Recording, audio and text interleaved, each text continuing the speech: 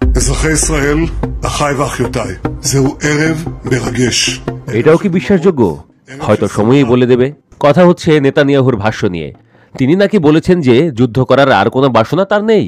এ কথা জেনে নিজ দেশের রাষ্ট্রীয় টেলিভিশন চ্যানেলকে দেওয়া সাক্ষাৎকারে এমনটাই জানিয়েছেন ইরানের পররাষ্ট্রমন্ত্রী আব্বাস আরাকচি।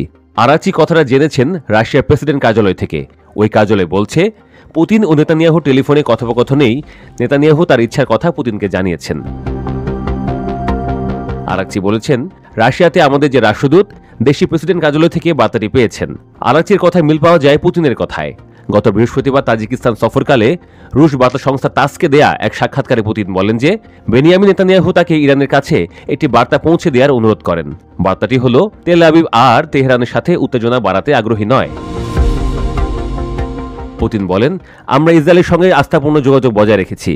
সম্প্রতি ইসরায়েলের প্রধানমন্ত্রী নেতানিয়াহুর সাথে ফোন আলাপের সময় আমাকে আমাদের ইরানি বন্ধুদের কাছে এই বার্তা পৌঁছে দেওয়ার জন্য অনুরোধ করা হয় যে ইসরায়েল একটি মীমাংসার জন্য প্রতিশ্রুতিবদ্ধ এবং কোনো ধরনের সংঘর্ষে আর আগ্রহী নয়।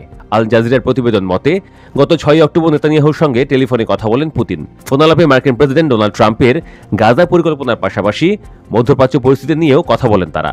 গত জুলাইয়ের পর থেকে এটা ছিল তাদের মধ্যে তৃতীয় ফোন আলাপ। ইরান পরমাণু অস্ত্র তৈরি করছে এমন অভিযোগে চলতি বছরের 13 জুন ইরানের বিরুদ্ধে সামরিক আগ্রাসন শুরু করে ইসরায়েল। এর ফলে ইরানের সেনাবাহিনীর অনেক সিনিয়র কমান্ডার, পরমাণু বিজ্ঞানী এবং সাধারণ নাগরিক নিহত হন। ইরানও 24 ঘন্টার কম সময়ের মধ্যে ক্ষেপণাস্ত্র ও ড্রোন হামলার মাধ্যমে ধারাবাহিক প্রতিশোধমূলক অভিযান চালায়। 12 দিনের তীব্র সংঘাতের পর 24 জুন উভয় পক্ষ যুদ্ধবিরতিতে সম্মত হয়। সংঘাতে ইসরায়েলেরও ব্যাপক ক্ষয়ক্ষতি হয়েছে, যা যুদ্ধের সময় প্রকাশ না পেলেও এখন ক্রমেই সামনে আসছে। কোনো যুদ্ধবিরতি চুক্তি সই না হওয়ায় ইরানি কর্মকর্তারা মনে করছেন যে কোনো মুহূর্তে নতুন লড়াই শুরু হতে পারে। তার জন্য আগাম প্রস্তুতিও নিচ্ছে দেশটির সশস্ত্র বাহিনী।